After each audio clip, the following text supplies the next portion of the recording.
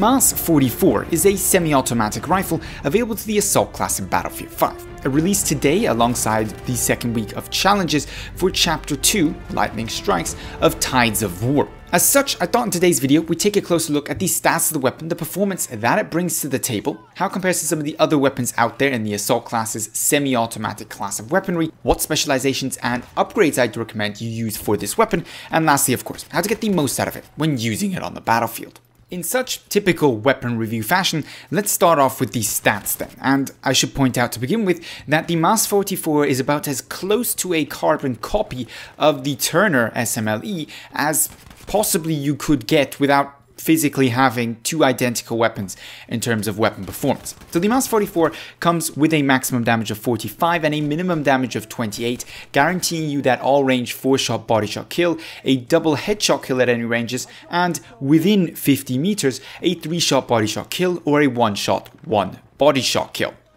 This comes paired with a pretty nice fire rate at 359 rounds per minute, second highest in the category of semi-automatics in Battlefield 5, of course alongside the Turner SMLE, which has the same fire rate. Comes with 10 shots available in its magazine, and its reload times are, well, wildly inconsistent, given of course that you're reloading individual bullets and strip clips unless you go for the detachable magazine upgrade available for this weapon later on in the progression tree. In terms of recoil then, you've got 0.8 vertical on the first shot, with an additional 0.06 added to that value for each consecutive shot after that. This of course doesn't take into account recoil decrease. All in all, as pretty much all of these semi-automatics, this weapon isn't extremely difficult to control, and staying on target with a little bit of patience and trigger discipline won't actually pose any difficulty. In terms of horizontal recoil, again, as all semi-automatics, there isn't really anything to talk about. These weapons have zero horizontal recoil, and thus beyond their base spread, and your personal inaccuracy with the weapon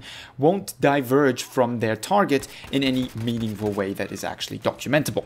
In terms of bullet velocity, which is something important for these semi-automatics, especially if they move more from the close medium to the medium long range role, which this weapon most certainly does at 820 meters per second. Damn good, and definitely in no need of an upgrade, which is one of the options you do have with this weapon. And lastly then, in terms of spread, the standard values that you would expect here: 0.1 for the base ADS, that's while aiming down sight, not moving and shooting at your target, 0.3 while aiming down sight and moving simultaneously, and if you are brave enough to hipfire this weapon, you'll find that, as any other semi-automatic, it doesn't perform very well, with 4.5 degrees of base spread to be expected in that scenario.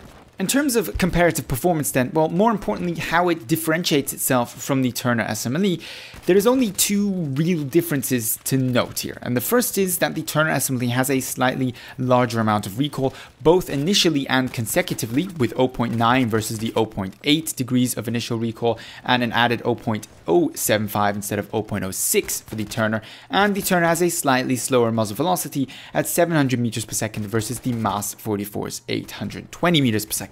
That doesn't mean that the MAS is ultimately the better weapon, because the Turner has other specializations options, different ones than the MAS, and depending on how you like to run your weapon, for example detachable magazine versus a larger magazine that the Turner has to offer but the MAS doesn't, one of the two weapons might be your clear favorite, but not necessarily the best pick for everybody on the battlefield. That being said though, these weapons are regrettably close to each other, essentially identical, but for some key distinctions made with the help of specializations, and I think DICE could have done a little bit better here. Changed up the fire rate a little bit, changed up the accuracy, or whatever it may be to make this weapon slightly different from the Turner SMLE. It's not like semi-automatics have to all be the same. As Battlefield 1 showed, there can be a huge variety of weapons within the same weapon category that behave very differently from each other. That aside though, which specializations would I recommend? And here, as with most semi-automatics, there isn't really a clear path that I necessarily think is the best way to go. For me, the most important specialization that I want equipped, be it on the Turner SMLE or be it on the MAS 44, is a quick reload time, and you achieve that by having a detachable magazine and not the strip clip and single bullets to reload into your gun, which takes forever and limits the amount of targets that you can engage in quick succession. I also have compulsive reload symptom, as somebody pointed out on one of my last videos on the M1A1 carbine, and thus having a quick reload is, well, beneficial to my survivability on the battlefield. As such, I went for a full left side pick when it comes to specializations in order to go for that detachable mag. And the first choice, you've either got quick aim or better accuracy while stationary. Personally, I find accuracy on these semi-automatics not to be hindering my performance, maybe my accuracy, but not the accuracy of the weapon. Thus, I always go for quick aim here when I have the opportunity. Nothing wrong with being able to ADS a little bit faster. Then the better hipfire and detachable magazine, because I wanted to go for the detachable magazine as previously mentioned.